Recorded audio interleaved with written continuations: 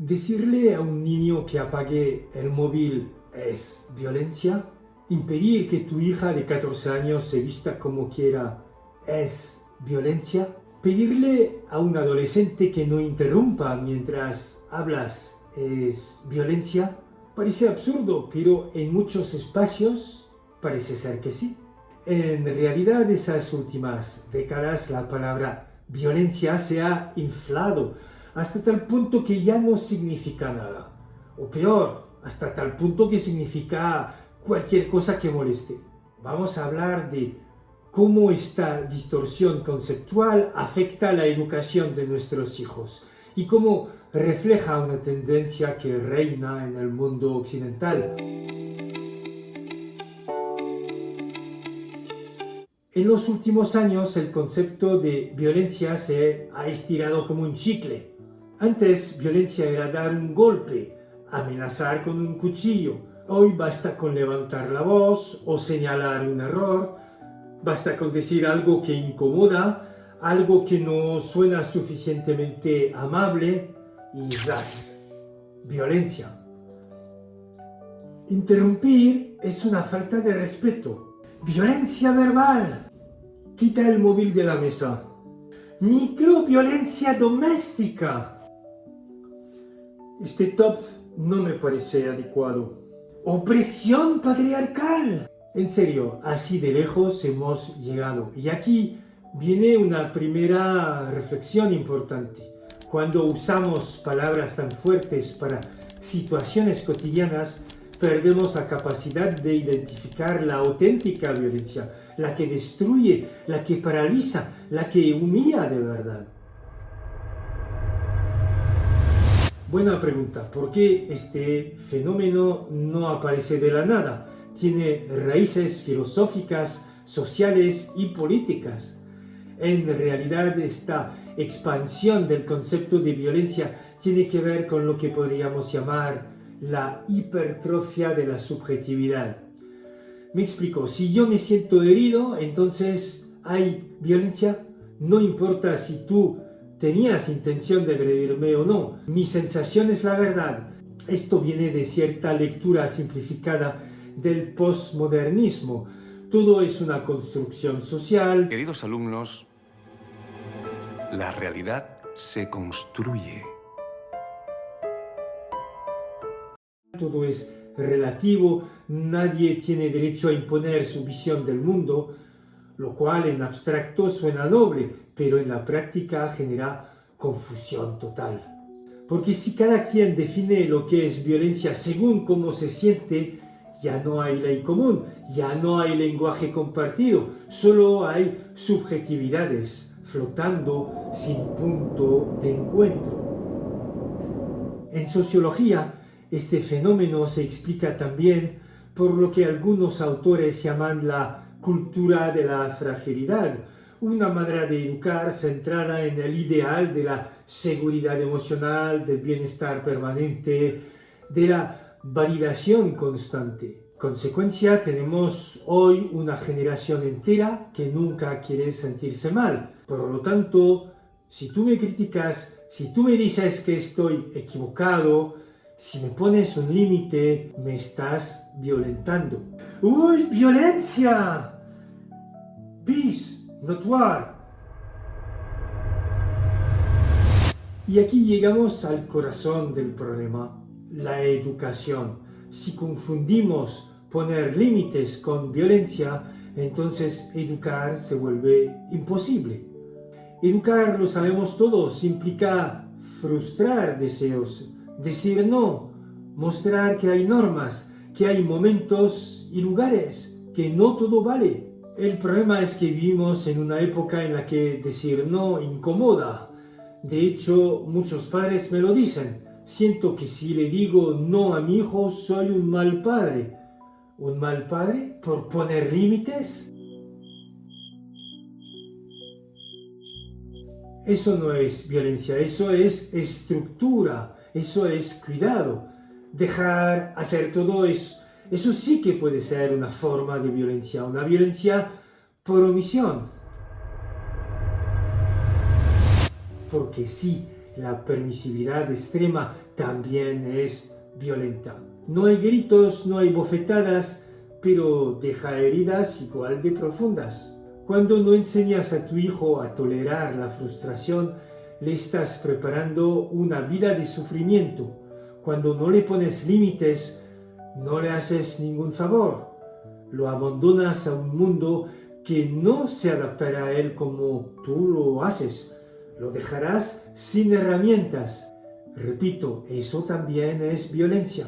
Es una violencia con cara sonriente, sí, que consiste en decir al joven: sé tú mismo, haz lo que tú quieras, escucha a tu corazón. Cuando pierdas el rumbo y te sientas raro, la mente será un mapa, pero el corazón tu faro. Pero luego, cuando el mundo real no lo valide, no lo comprenda, no lo aplauda, se vendrá abajo y no entenderá por qué. En los colegios lo vemos cada día. Profesores que no se atreven a levantar la voz porque todo debe ser diálogo, empatía, negociación, clima positivo. Directores que no sancionan porque hay que entender el contexto del alumno.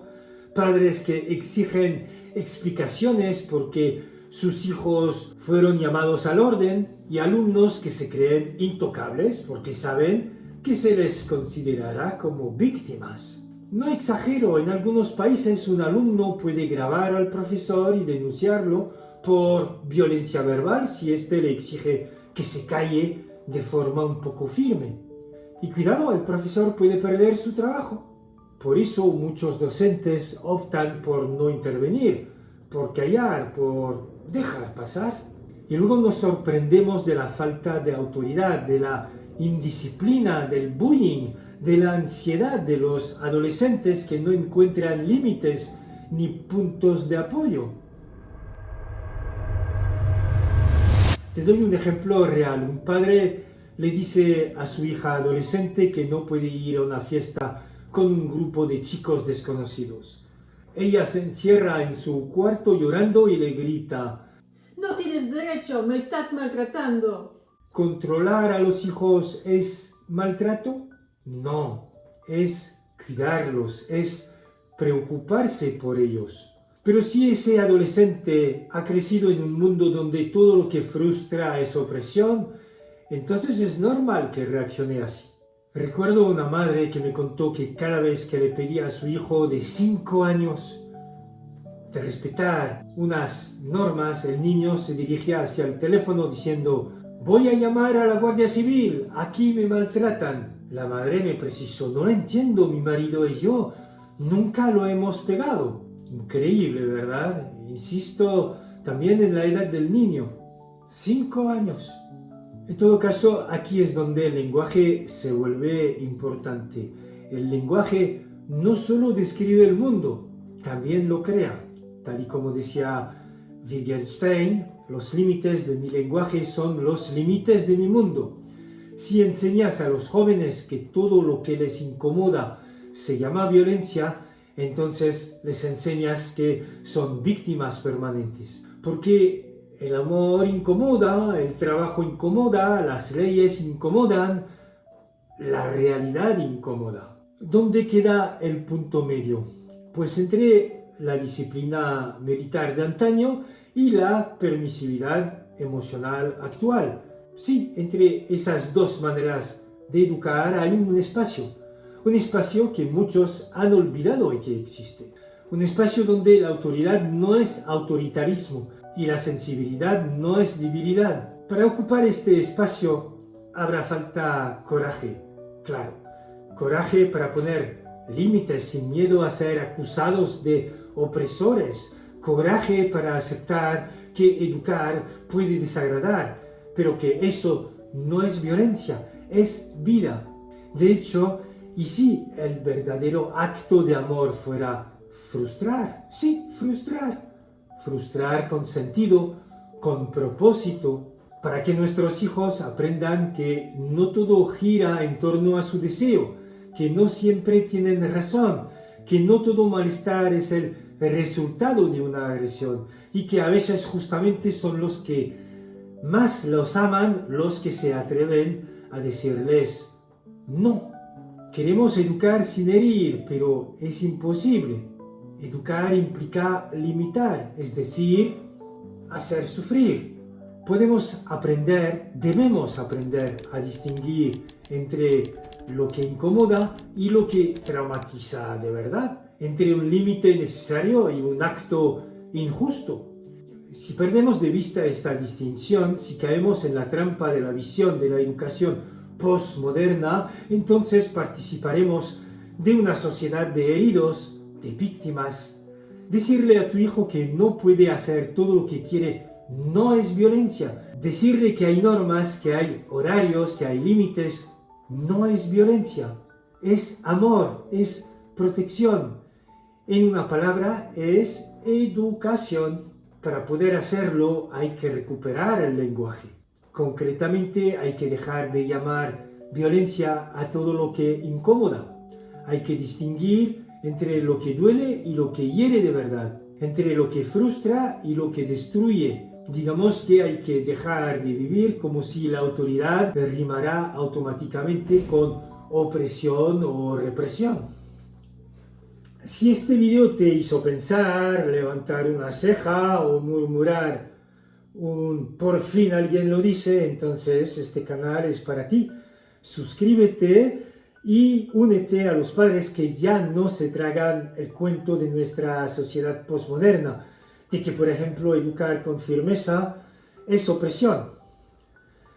Y si conoces a alguien que está criando desde el caos, mándale este video. La armonía puede empezar con un clic.